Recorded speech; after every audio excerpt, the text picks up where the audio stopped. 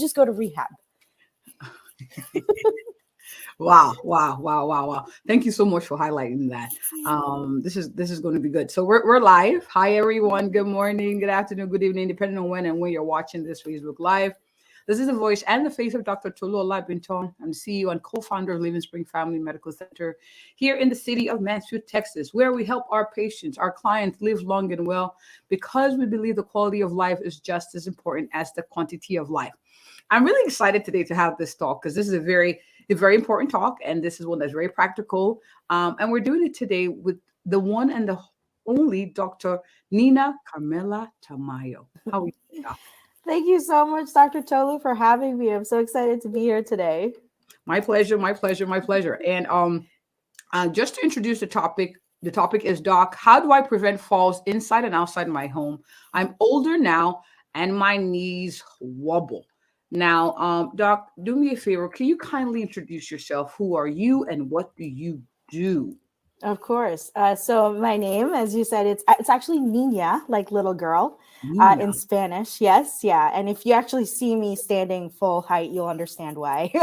My parents named me very correctly. So so it's Niña Tamayo, and I am a physical medicine and rehabilitation doctor with a subspecialization in spinal cord injury. Most people don't know what a physiatrist is. That's what we're called in short. We are not psychiatrists or podiatrists. We work in the functional medicine space, or the functional docs. So I like to say that, we help people,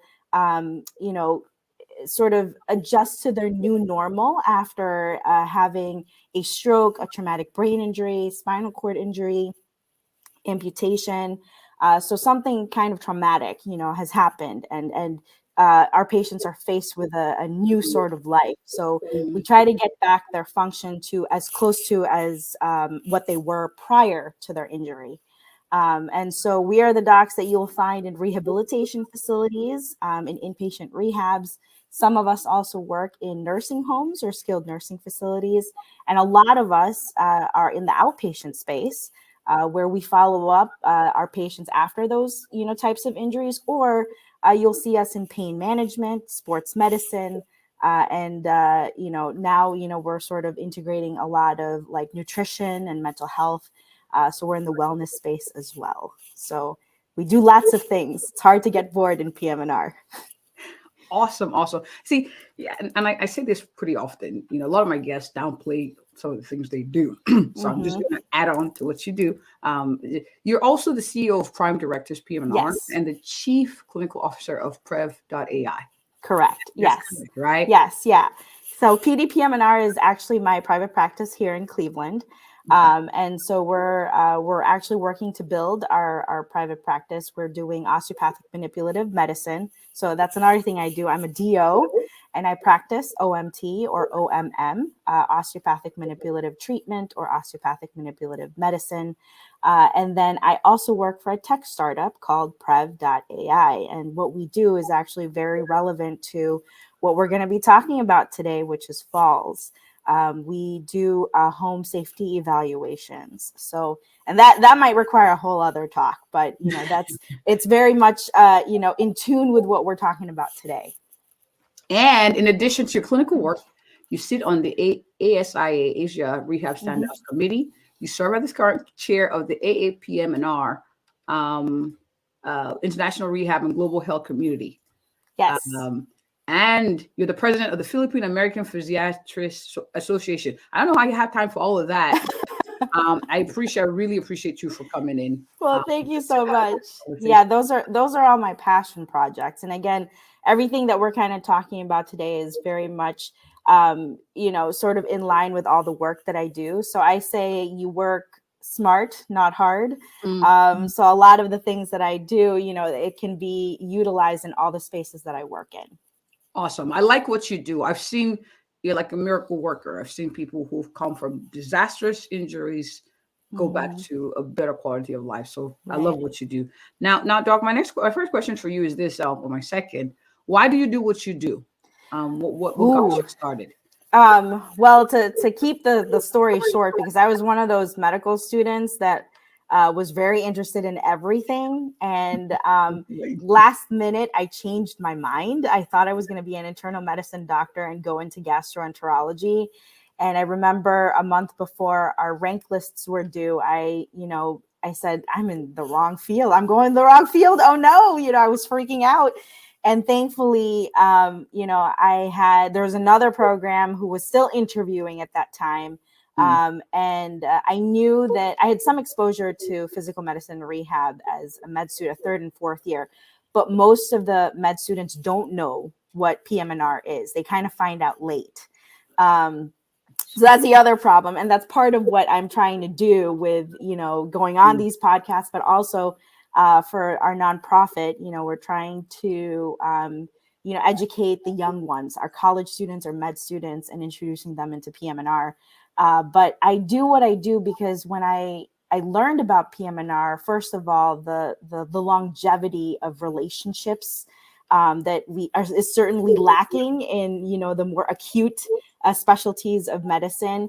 I found it in PM&R, and it's not only in the hospital setting, but it's also in the outpatient setting. We build these relationships, and I love the fact that I can, bring back that new normal to my patients and bring function back to them, and help them realize that just because something bad has happened, that, we can just modify certain things and they can still live a very full and optimized life.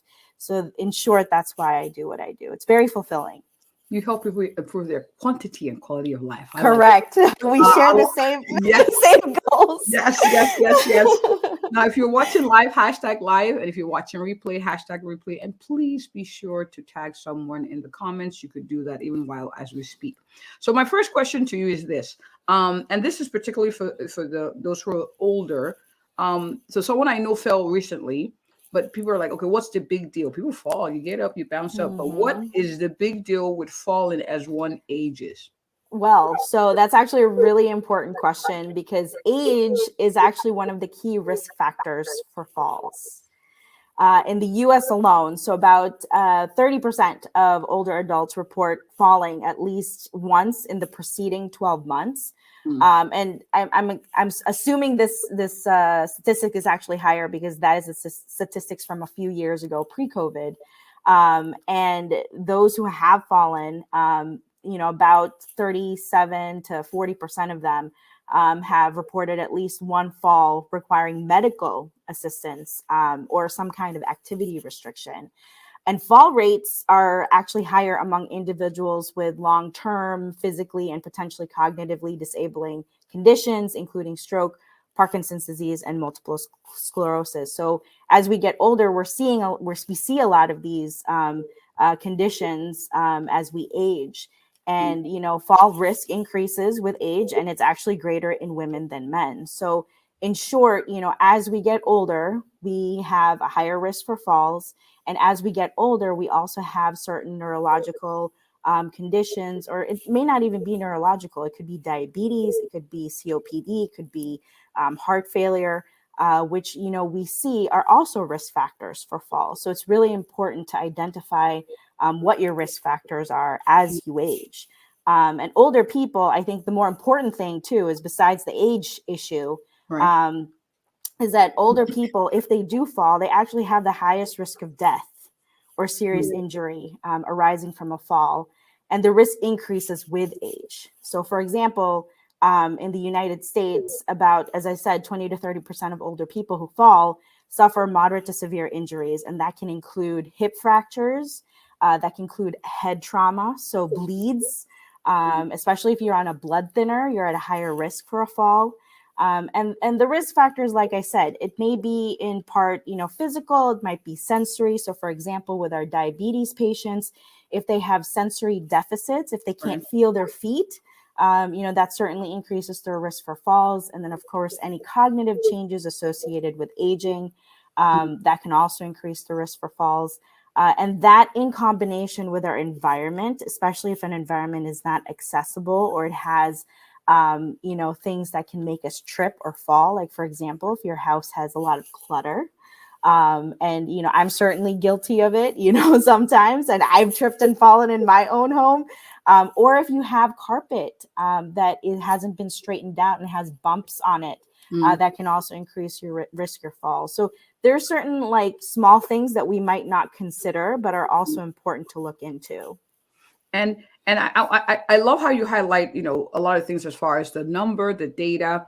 And we're having this conversation because we're talking about how significant falls can be in the elderly, how it's not something to dismiss or poo-poo, but instead to proactively, not reactionary, but proactively. So before the events happen, Yes. what can we do to minimize the risk? So that's what these conversations are for. It's not to scare like, oh my God, I'm getting old, I'm destined to fall. No, falling is actually a big deal as I get older. So I want to do what I can to prevent myself and those I love from falling. So I love what you do, and this is very good. So my next question is this, and you talked about it a little bit. What are common causes of falls? I would say, let's say within the home. Within the home. So I would say, I think your risk for falls within the home and outside the home, really the difference there is the environment, right? But your personal risk factors don't really change. Right. So for example, if you have a lower extremity weakness, you can fall inside or outside your home. If you've got difficulties with walking or balance, foot pain, or like poor footwear, if you are on like a lot of medications and you haven't reviewed them with your primary care doctor, such as yourself, it's important to review those things and be wary of sedatives or antidepressants or sleep aids that can make you sleepy during the day, and then also increase your risk for falls. And of course, our patients with visual problems, it's another condition that predispose people to falls. Specifically, I've mentioned some of the most common diagnoses that are associated with some of these symptoms. So for example, our obesity population, right? So the reason why it's so important to address obesity is because as we get bigger, our spatial awareness gets affected. It can also increase your risk for metabolic syndrome, and so you're looking at diabetes, you're looking at neuropathy down the line as well, peripheral vascular disease. These can all affect your, spatial awareness. Your when I say spatial awareness, it's your sense of space in terms of your feet. So if you can't tell where your feet are, it causes you to fall. And so this is really important to address in these populations of people, because they might think, oh, well, I keep falling. It's no big deal. I just get up, like, as you said, and they kind of push it aside when it's really important to address them early so you can prevent the injury that could potentially come with a fall. And then our patients with neurological disorders. So today is actually Parkinson's Day awareness.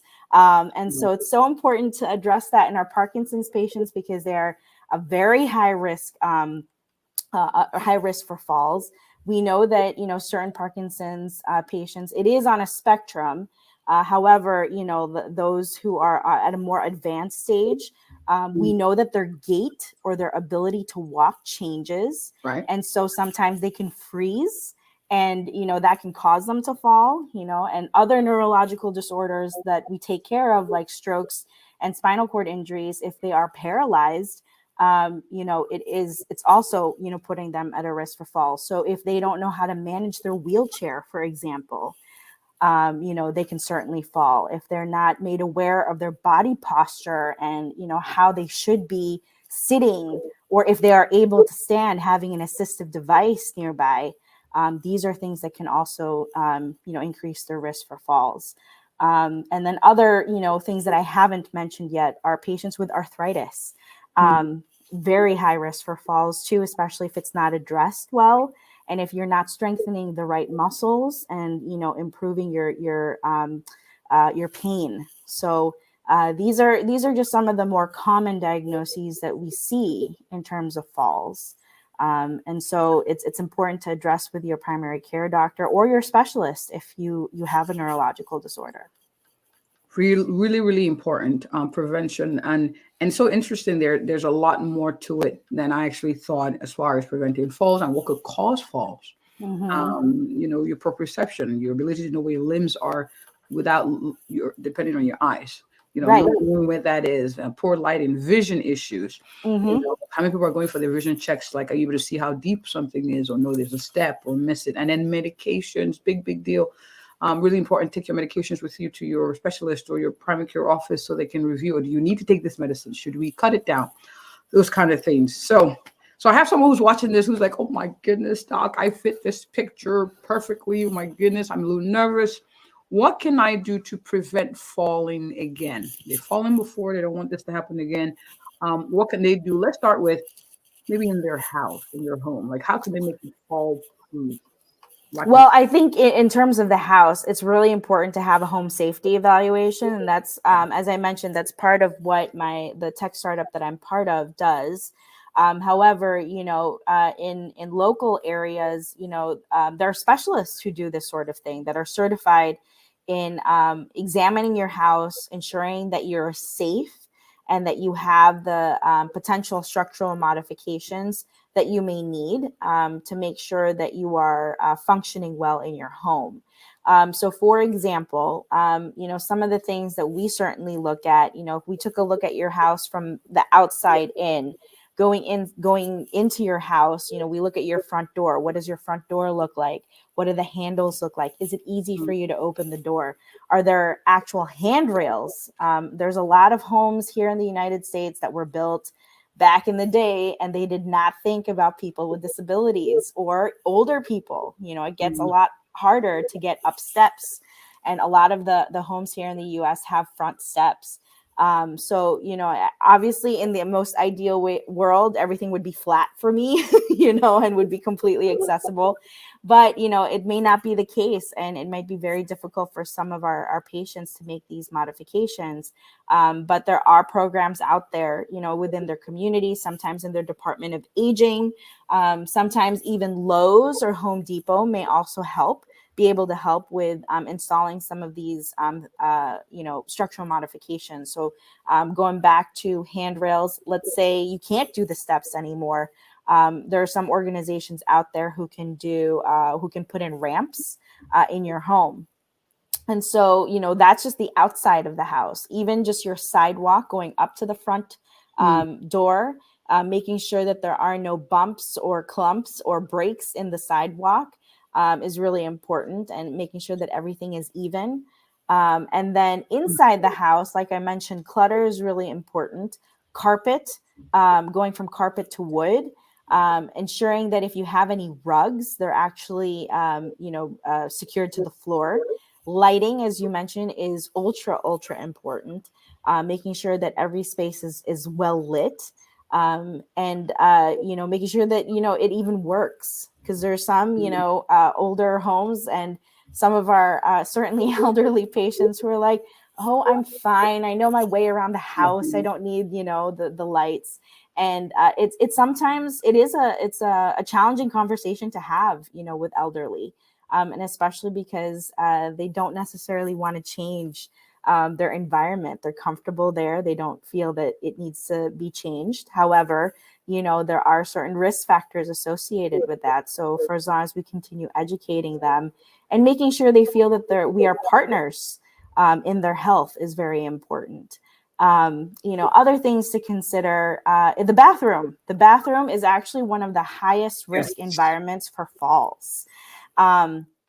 Making sure that you have grab bars in the toilet, or if you have, let's say you can't stand for long periods of time, having a bench or a transfer tub bench, which if you have a tub, it's kind of nice to have, because you can sit outside the toilet and then you can kind of have somebody, or you yourself, if you're able, swing your legs into the tub and then kind of scooch over into the tub itself and be able to shower. That's a really safe way to sort of manage that space. Having, enough space to move around. Let's say you have a wheelchair, the ADA, the American Disabilities Act, has a list of guidelines that actually state what are the requirements to ensure that a place is accessible. So if you're in a wheelchair, you need a 5-foot radius in your bathroom to make it ADA compliant. And if that's not if you're not able to do that, then, it may not be safe for you. However, having grab bars or having your assistive device nearby is going to be really helpful. And then, of course, the lighting in the bathroom, as well as the flooring. Those two are important things to consider as well, to prevent your risk for falls. In the bedroom, things that we want to consider is the space between the bed and the wall. Is there enough space, for you to be able to walk around your bed, to manage? Let's say you have a wheelchair or an assistive device. Is there enough space for you and your assistive device? Because if you do fall and there's not enough space, guess what? You are most likely going to get injured. Is the lighting in your room close enough for you while you're in bed? Anything that you need, basically, that you might need if you're in bed. The lights, the remote, and let's say you are having trouble walking and you can't get to your bathroom in time. Is your commode, close enough? So those are things that we would consider in the house. Certainly not an extensive list, but I think, a thorough enough list to maybe hopefully get our patients thinking. Wow, it's a whole lot. Taking a lot of notes. A whole lot. Yeah. Powerful. It shows that there's a lot of thought that goes into it. And right. So quick question though I had. So someone who's saying like, well, you said there are specialists who can do home safety assessment. What do I tell my doctor I need? Like, who are these safety assessment specialists that I can reach out to? So the first question being, what do they need? I think the first thing that most patients should be aware of are their risk factors. So if they have any of the risk factors that we talked about today, it's time to talk to your physician. If you have fallen once or twice, even the first fall, I usually tell them, okay, that's the first fall. That's, I already have a red flag, in the back of my mind. And if it happens again, then I would have them come in. And that's where maybe having them see a physical medicine and rehab doc would be really important, because we can take a look at their gait. We can take a look at their strength and their functional activities. How are they able to do their functional activities? We can take a look at their balance as well, and their, proprioception, as you mentioned. So we can do a full neuromusculoskeletal exam and, sort of identify where their weaknesses are and if it affects their functional status. So how are they able to do their activities of daily living? And that could be, these are all the things we take for granted. Can you comb your hair? Can you do hygiene? Can you do grooming? Can you go to the toilet? Can you feed yourself? Can you dress yourself? Are you able to walk long distances? Or, do you need to sit down, or do you need an assistive device? So these are things that we can address in a PM&R office. And so you can better sort of assess whether or not you're going to need a home safety evaluation.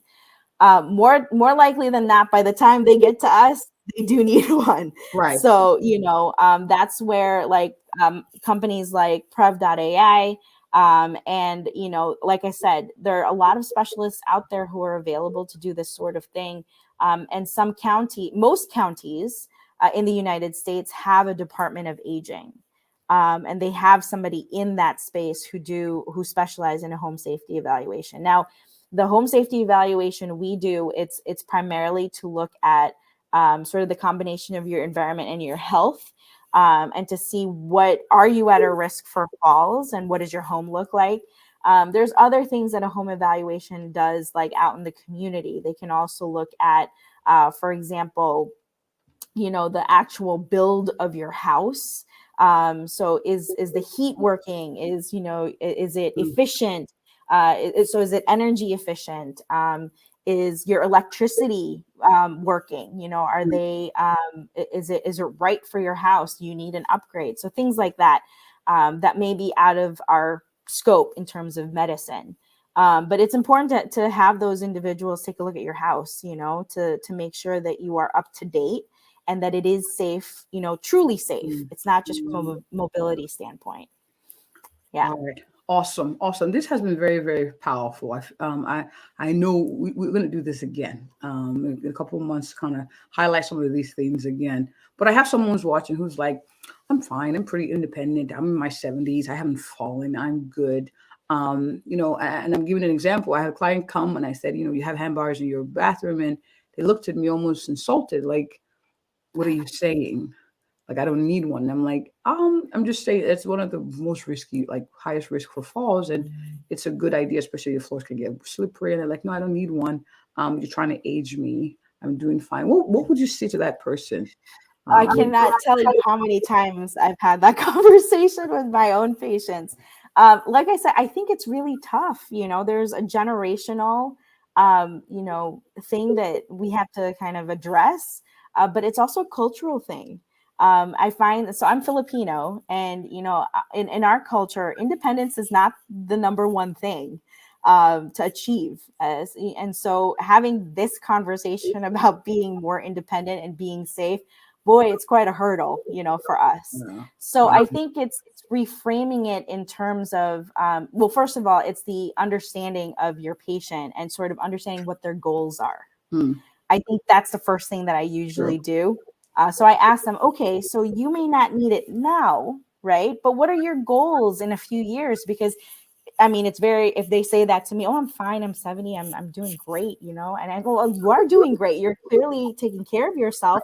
So how can I help you take care of yourself better? How can we achieve your goals in 5 years? And oftentimes that's when I hear them say, well, I don't know if I'm going to be alive in 5 years. And I say, you don't know that, right? Because we are seeing our elderly age, very well into their 90s, Right. 70s young nowadays. Right. So, I usually tell them, okay, what are your goals? Like, think of yourself in 5 years, 10 years, 15 years. And I do it in short steps. Now, if one of those goals is say, yeah, I want to be as independent as possible, or I want to continue walking, then I say, okay, well, these are your risk factors that might stop you from being that independent, walking, driving self that you imagine. This is only in preparation for what may come. So, it's reframing, sort of their home, and also showing them examples of homes that don't look like hospitals.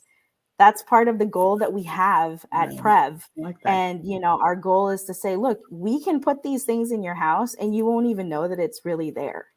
You'll end up starting to use them, and you didn't realize that it was there to help you prevent falling. I love it. So yeah, I think there's definitely more of a move towards that. And also because we're seeing multi-generational families in one home. So we have to make sure that the home works for everybody and it doesn't look like a hospital. Right. I love not looking like a hospital. I love that. Doc, this has been awesome. I have people who are watching, man, I want to connect with this doctor. I want to have her come speak on my platform. I want to work with her. I want to, get to know more about the things she does and, physiatry. Wow. Doc, where can people find you? Well, so our company website is actually under construction right now. So we are built because we're building our practice. So we want to make sure that everything that I do is all in one place. And that, as you mentioned earlier, that can be a little bit difficult. But, you can connect with me on LinkedIn. And also you can email any inquiries at info@pdpmr.com. And on Instagram and on Facebook and Twitter, I primarily use that for our nonprofit organization. So you can also reach out to me at papa.org 1975. Papa.org. That's interesting. Mm-hmm. Okay. All right. Awesome. And we're going to share that. So that way people have access to you. They can reach out to you. But this has been awesome. Thank you again, Doc, for coming. I appreciate you. Thank you so much for having me. My pleasure. Thank you all for watching. As you know, caring is sharing. Please tag forward or simply just tag your people who you know would find this useful in the comment section, or you can just forward this video to them. And on that note, if you or anyone you know is looking for a thorough, a passionate, and a caring family physician who will help you live long and well in the Mansfield and surrounding Texas areas, I am she. Have a good one. Happy Thursday. Thanks again, Doc. I appreciate you. Thank you.